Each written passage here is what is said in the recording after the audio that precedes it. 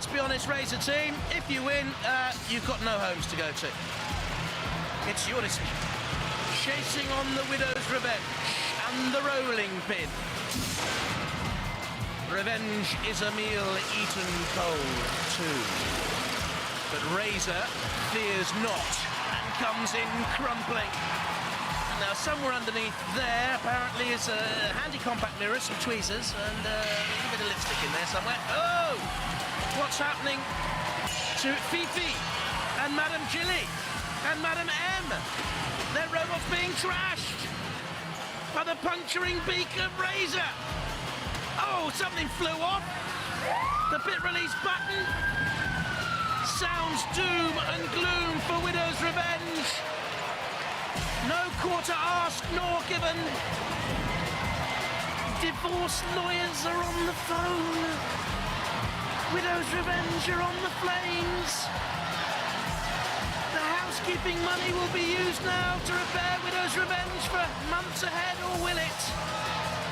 I think some new wardrobe could be a good idea, boys. Oh, ball boy, weasel and potato features. That's what they think of the partners.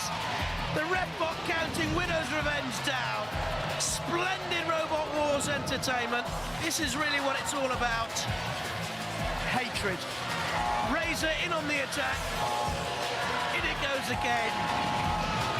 And Widow's Revenge are out of it. In comes the Sergeant. Now you should protect the gallant ladies, gallant Sergeant. Matilda, what are you doing? Sisters of Mercy?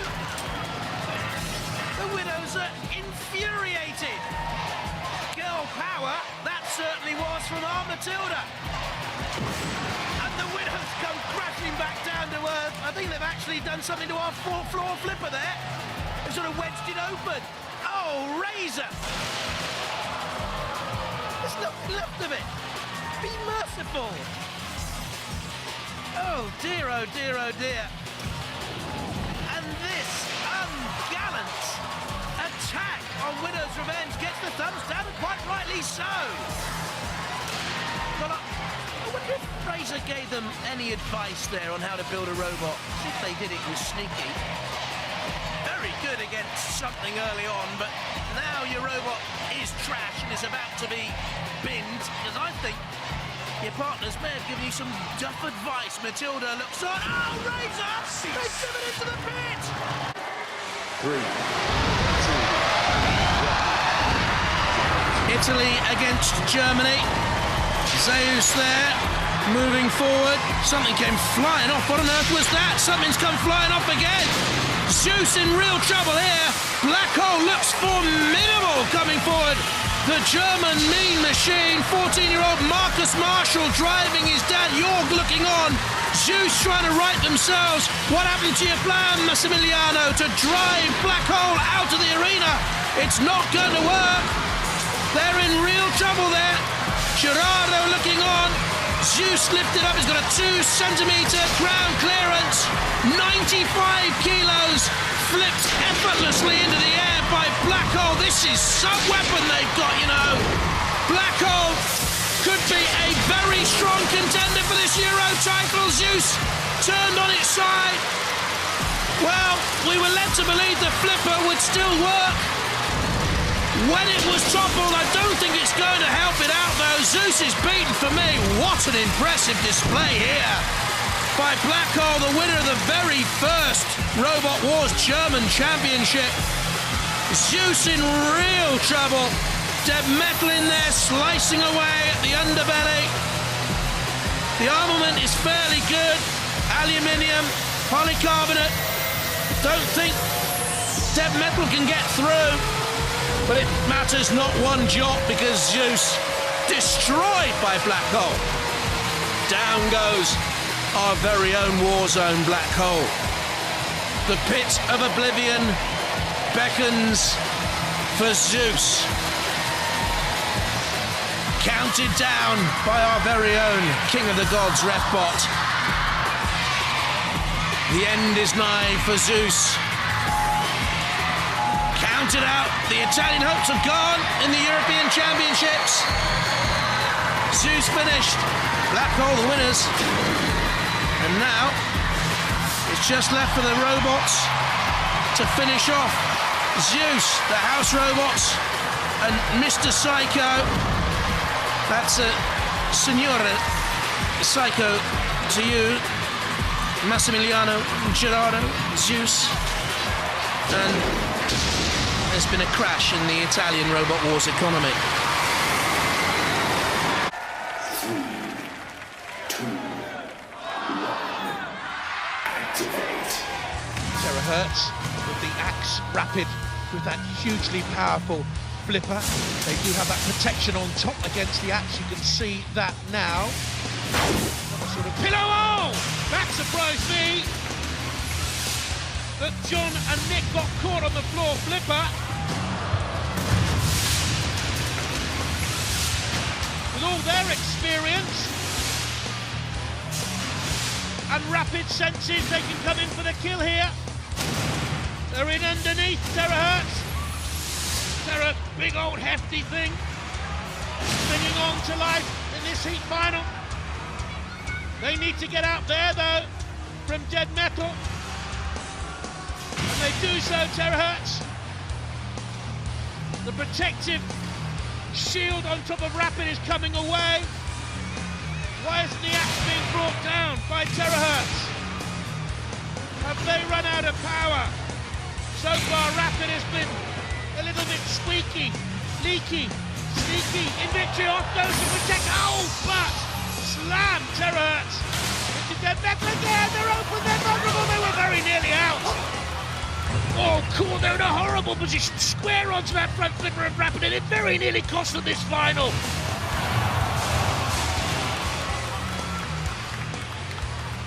Squared on to that front flipper of Rapid. Oh, now comes the axe. Have they been very wily here? This is the best Terahertz machine I think we've seen over the years. And nearly toyed with what a final this is. One moment one's on top, then the other.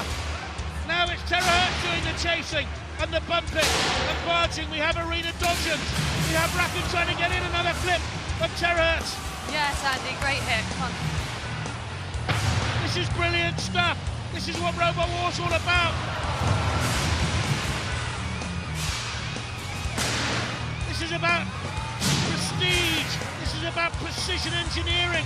This is about guts. This is about the glory of a winning Robo Wars for John Reed. Will it come? Will it come at long last? They're on the attack now. They push Rapid into the corner. They've got them in the clutches.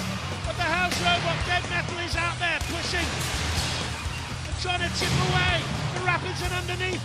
Terahertz, is there enough power in the Rapid flipper, I wonder, at this late stage of what has been a gripping heat final? They tried to get the dial of doom working there, they missed. Oh, out they go at last!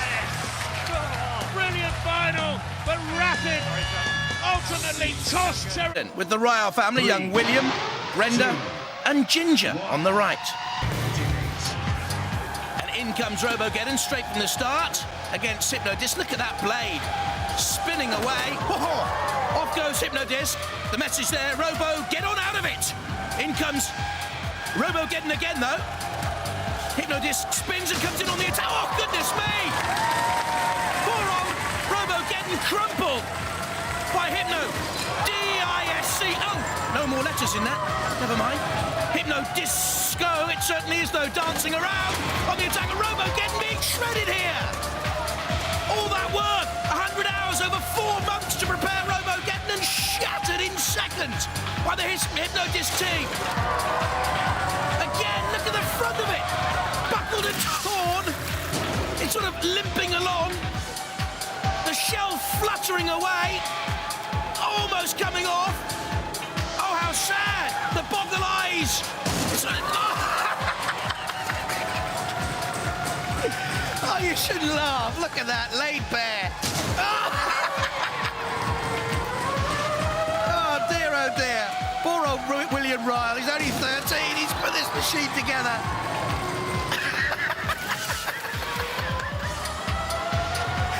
Oh, dear, look. There's nothing left of it now. Hypnodisc, what a mighty machine this is. It's on fire, I think, as well, Robo, getting this smoke coming out.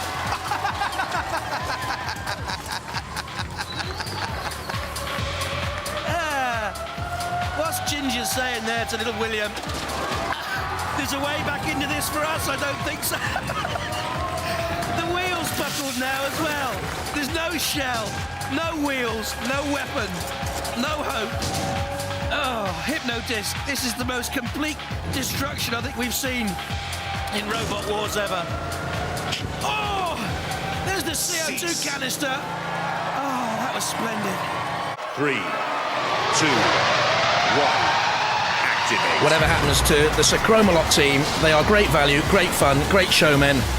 And Stephen Ray, it would be great to see your machine down the pit. And ICU can see no longer. Boggle-eyed, they are no more. GBH is turned over. The alien has started well. GBH has righted in flamboyant style. This is a terrific melee so far. ICU back in the action, those sightless, but of course those eyes are only boggling for effect. The alien right in there, and Sacromalot in the thick of it as well. They've never really lived up to their sheen and preen. Sacromalot, can they do it this time? The alien self-right. There's a spinning hammer at the back. I couldn't pick a winner out of these four so far. Very, very close. ICU there onto the arena sidewall. Depressing the pit release button. Almost inadvertently, they were shoved onto it. ICU's axe comes out. Sacromalot is flipped over. Can they sell? Oh, yes, yes, yes. I love that. Looking on, Ray Tate. Looked mean and merciless, didn't he? Wouldn't like to cross him up there in that pod. Look at ICU. This is one of the closest melees we've had in Robot Wars, the 6th war so far. It is brilliant. Shunt comes out with the axe down on ICU. Who also a little twitch of its own axe. There you can see the back of Steve Merrill, designer, builder, driver of Sacromalot. He runs a video company. ICU comes back in with its own axe going down. There's the alien right at the heart of it as well with its own weaponry. Look at that. Shremek of GBH2. I'll be back, it says on the underside of ICU. I'm not too sure whether they'll be back from that though.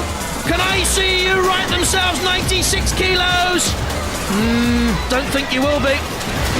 Meanwhile, right at the heart of the picture, GBH2 is still trying to create more mayhem. The ref bot comes across. ICU could be the first to fall. Then who knows? It may be a judge's decision to decide who else goes through. Steve Merrill looks on. The ref bot about to count out. ICU, no more. They've gone. So, who else will fall? Sacromalot, GBH2 or the alien? ICU into the CPZ for the final rights. The alien has a grip on Sacromalot. GBH2 with an enormous shove came in there. ICU's hopes tattered. Sacromalot trying to self-right. Look there at the dent. Did you see it? In the truck wheel hub there. And I think Sacromalot, this has been their best Robot Wars for me. Teetering on the brink of oblivion. No, they could have self-righted just in time. GBH comes in with another slam. Time is ticking down, of course. ICU's first appearance in Robot Wars has ended with them being counted down and out, but not with a final flourish from the floor flipper, of course. Bang and crash. With another little piece of an eye come off there. Sacromalot. Top left, there you've got the big GBH2. Little dome on top of the racing car effect, and it has been fast, it has been nippy. Could take on Le Mans there. You can see Growler at the bottom of your picture. The House Robots coming in, I think. Sacromalot's overturning the CPZ. Growler's going to dump ICU in the pits. Gone not in a trice, but in a pool of smoke, and Shunt just came in to have a look. Sacromalot desperately trying to self-right in the CPZ. I think the clock's going to help them. I think they're going to be counted to a judge's decision. They are with GBH2 and the alien. The judges will have to decide. 3, 2, 1. Activate. The world final.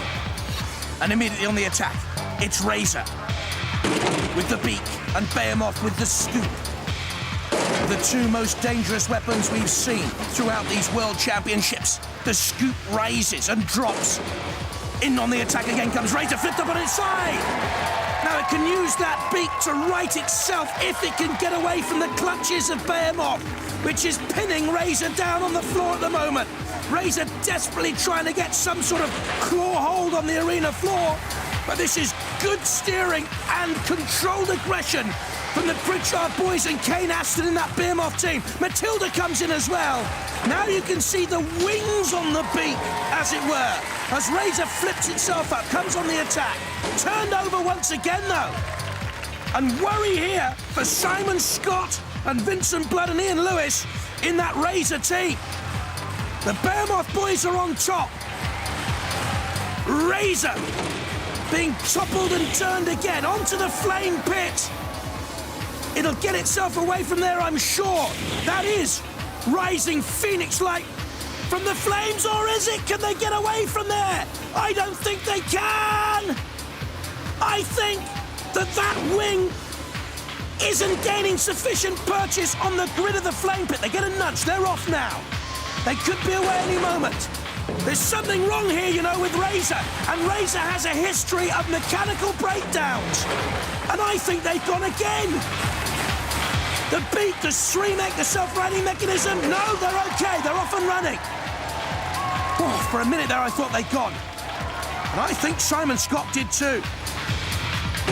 Vincent Blood there, the bald head at the bottom of your picture, we know what he's like. Ever had a dinky toy when you were a kid? Vincent, when he was 7, built a car crusher to destroy them.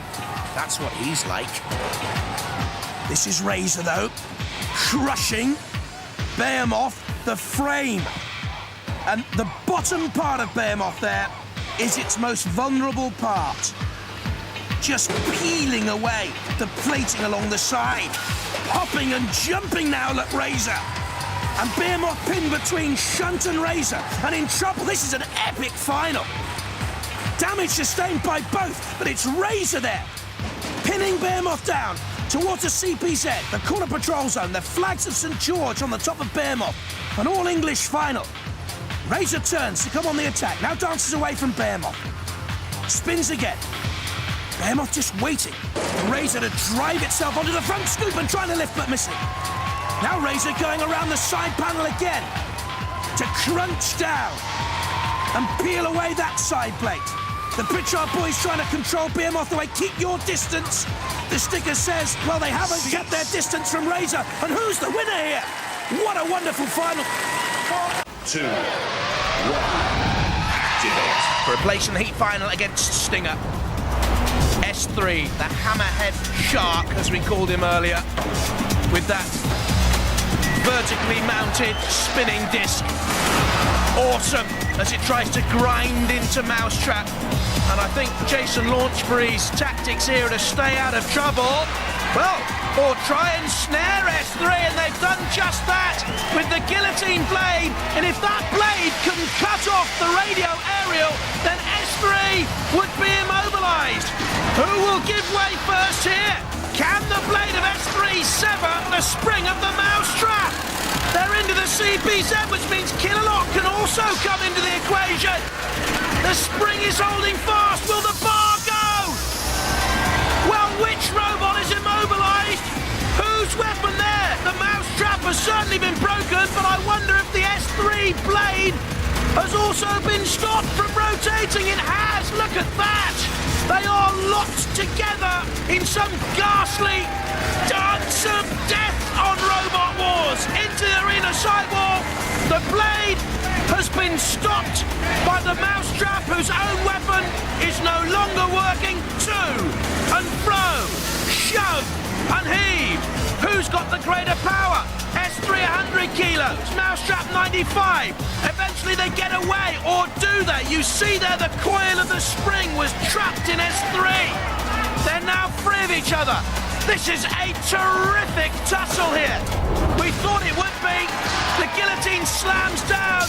The blade is working again on S3. Obviously the spring was retarding it somehow.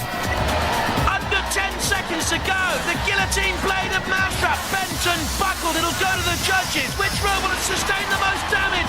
Who's been the more aggressive? Controlled and stylish. What a battle that was. What a fight! 0-1.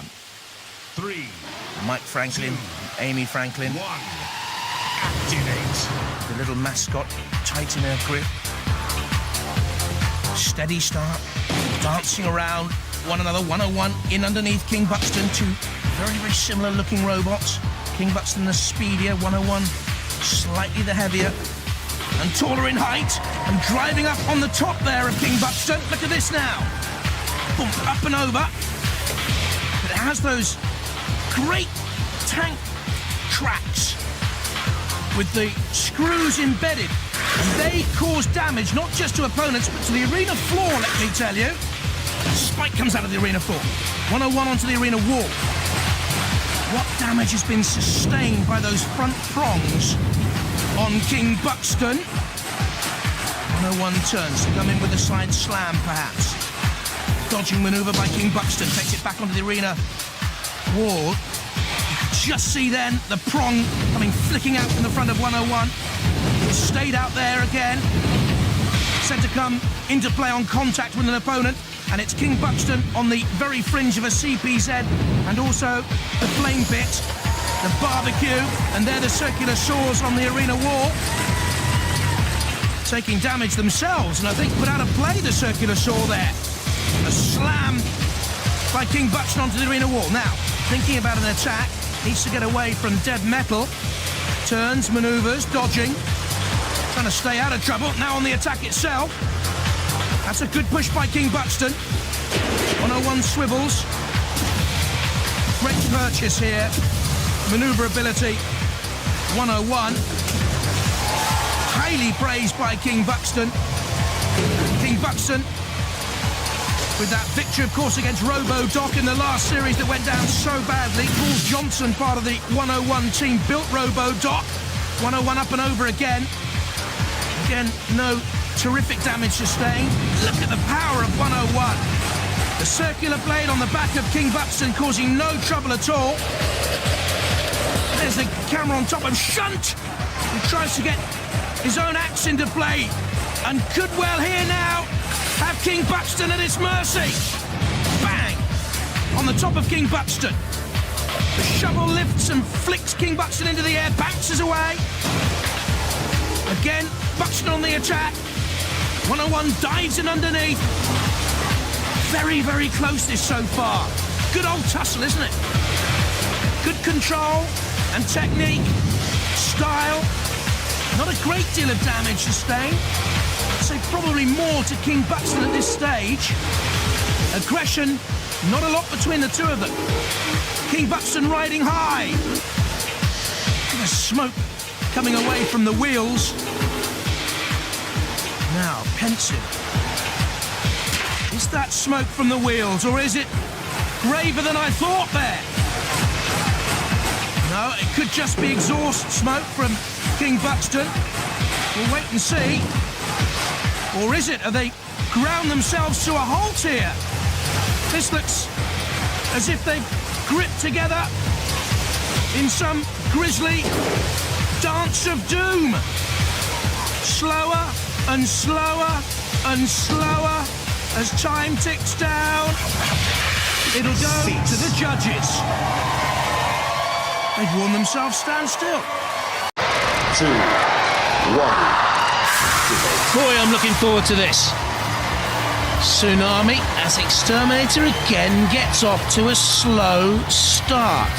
Tsunami by far the quicker machine. 30 mile an hour top speeds. Exterminator 9 miles an hour. Waiting to see if they can get the blade in, and they do! That's where they're slow to get away. Waiting for the spinning blade to get up to full speed before they can attack Jochen Wittmann's machine.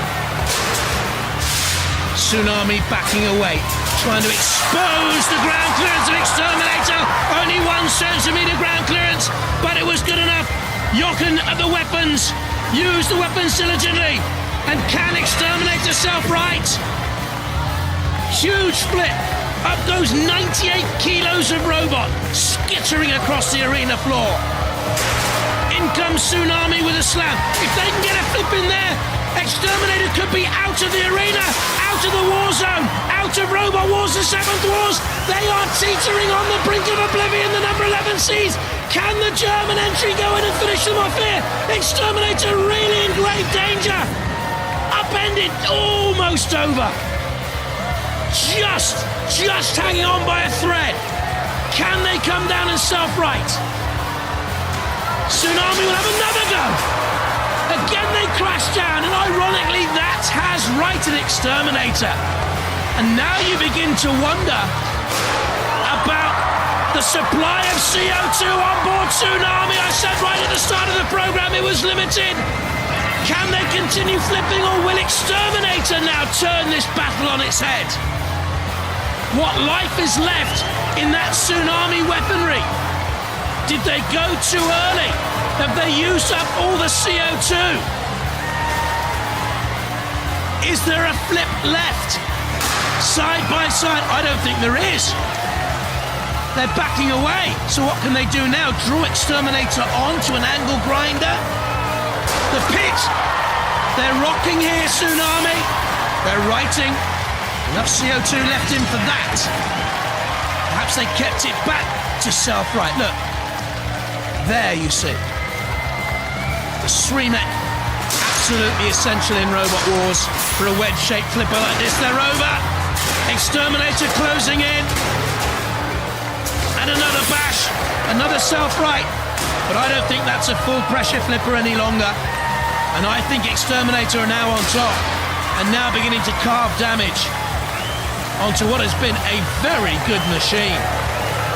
On its side, Tsunami. And smoking. And breaking up. What a shame. What a good machine Exterminator is, though. Number 11 seeds. And hugely improved. I saw there just a flicker of flame. Sparks flying. The blade spinning. The weaponry potent. That has been their problem in the past. A durable machine has lacked that killing instinct. It now has it with the blade, and Exterminator could be a force in Robot Wars, the 7th Wars. Tsunami out, it's over. A brilliant effort comes to an end. Exterminator, heat winners. 2, 1. Apollo is the faster machine. Apollo will try and get the flipper underneath Behemoth. Behemoth should be able to self-right, but will this be over very quickly because they're in the CPZ? And Tequilon is in there and means business. Oh, well done. And Pritchard getting them out of danger, but only momentarily. Can they sustain this sort of damage, this sort of assault, this sort of aggression from the Apollo boys who are really flying? The floor spikes have been mended, thanks very much for taking the money out of my pocket for that. Apollo now chasing Behemoth across the arena floor. Ooh, a little bit edgy. On the side of Behemoth to the Apollo. Oh, we're going to have a massive upset here. The dial of doom is released. Can't see a thing. Self-right. David, crack. Self-right. Can they self-right? They need to very, very quickly. They have done. Into reverse. Straight onto the flipper of Apollo. Oh, so close. Very nearly the end of Behemoth, but into the side wall of the arena only. Behemoth backing through the spikes. More luck than judgment there, I feel, but they really are causing problems for Apollo. And Apollo needs to self-right there on the flame flip. Can they do? Yes, they have got enough supply to get that self-righting mechanism working. This is a brilliant heat final. Get behind him, get behind him, get behind him. It's nip and tuck so far. Again, the attack of Apollo, trying to get in underneath Behemoth. They need to dodge the pin. Apollo are down! Apollo are down! Smash down Apollo! Behemoth, the greatest moment in 20 years! 20 years of hurt and grief! End with few celebrations and frustration for Apollo. You're in there, you're not going to get out now, Apollo.